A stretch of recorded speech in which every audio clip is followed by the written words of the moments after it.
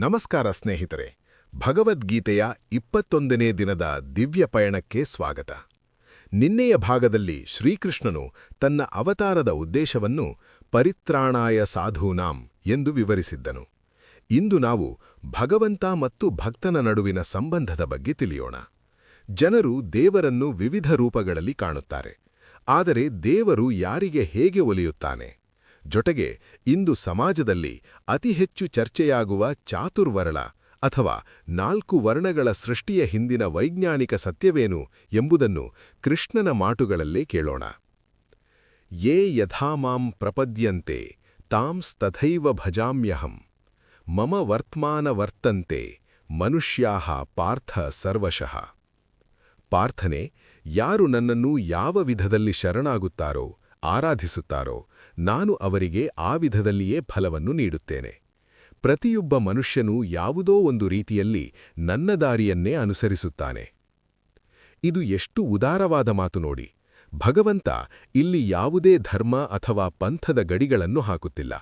ನೀನು ದೇವರನ್ನು ಗೆಳೆಯನಾಗಿ ಕಂಡರೆ ಆತ ಗೆಳೆಯನಾಗುತ್ತಾನೆ, ತಂದೆಯಾಗಿ ಕಂಡರೆ ತಂದೆಯಾಗುತ್ತಾನೆ. ಅಷ್ಟೇ ಅಲ್ಲ, ಒಬ್ಬ ನಾಸ್ತಿಕನೂ ಸತ್ಯದ ಹುಡುಕಾಟ ಮಾಡುತ್ತಿದ್ದರೆ ಆ ಸತ್ಯದ ರೂಪದಲ್ಲೂ ಸಿಗುವುದು ಅದೇ ಪರಮಾತ್ಮ. ನಾವು ನೀಡುವ ಪ್ರೀತಿಯ ಪ್ರತಿಬಿಂಬವೇ ಭಗವಂತ. ಚಾತುರ್ವರ್ಣ್ಯಂ ಮಯಾ ಸೃಷ್ಟಂ ಗುಣಕರ್ಮ ವಿಭಾಗಶಃ ತಸ್ಯ ಕರ್ತಾರಮಪಿ ಮಾಂ ವಿದ್ಯ ಕರ್ತಾರಮವ್ಯಯಂ. ಇಲ್ಲಿ ಗಮನಿಸಬೇಕಾದ ಪ್ರಮುಖ ಪದ ಗುಣ, ಕರ್ಮ.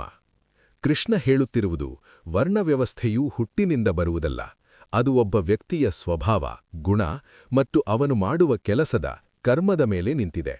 ಜ್ಞಾನದ ಹಂಬಲವುಳ್ಳವನು ಬ್ರಾಹ್ಮಣ, ರಕ್ಷಣೆಯ ಗುಣವುಳ್ಳವನು ಕ್ಷತ್ರಿಯ, ವ್ಯಾಪಾರ ಬುದ್ಧಿಯವನು ವೈಶ್ಯ ಮತ್ತು ಸೇವಾ ಮನೋಭಾವದವನು ಶೂದ್ರ.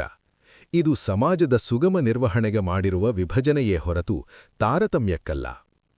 ಕೃಷ್ಣ ಹೇಳುತ್ತಾನೆ, ನನಗೆ ಯಾವ ಕರ್ಮಗಳೂ ಅಂಟುವುದಿಲ್ಲ, ಏಕೆಂದರೆ ನನಗೆ ಫಲದ ಆಸೆಯಿಲ್ಲ. ಯಾರು ಈ ಸತ್ಯವನ್ನು ಅರಿಯುತ್ತಾರೋ ಅವರಿಗೆ ಕರ್ಮದ ಬಂಧನವಿರುವುದಿಲ್ಲ. ಪ್ರಾಚೀನ ಕಾಲದ ಮುಮುಕ್ಷುಗಳು, ಅಂದರೆ ಮೋಕ್ಷ ಬಯಸುವವರು, ಇದನ್ನೇ ಅರಿತು ಕರ್ಮಗಳನ್ನು ಮಾಡಿದರು. ಆದ್ದರಿಂದ ಅರ್ಜುನನೇ, ನೀನೂ ಕೂಡ ನಿನ್ನ ಹಿರಿಯರು ಹಾಕಿಕೊಟ್ಟ ದಾರಿಯಲ್ಲಿ ನಿನ್ನ ಕರ್ತವ್ಯವನ್ನು ಮಾಡು. ಸ್ನೇಹಿತರೆ, ಭಗವಂತನು ನಮ್ಮ ಭಾವನೆಗಳಿಗೆ ತಕ್ಕಂತೆ ನಮಗೆ ಸಿಗುತ್ತಾನೆ ಮತ್ತು ನಮ್ಮ ಗುಣಗಳೇ ನಮ್ಮ ವೃತ್ತಿಯನ್ನು ನಿರ್ಧರಿಸುತ್ತವೆ ಎಂಬುದು ಇಂದಿನ ಪಾಠ. ಆದರೆ ಕರ್ಮ ಎಂದರೇನು, ಅಕರ್ಮ ಎಂದರೇನು?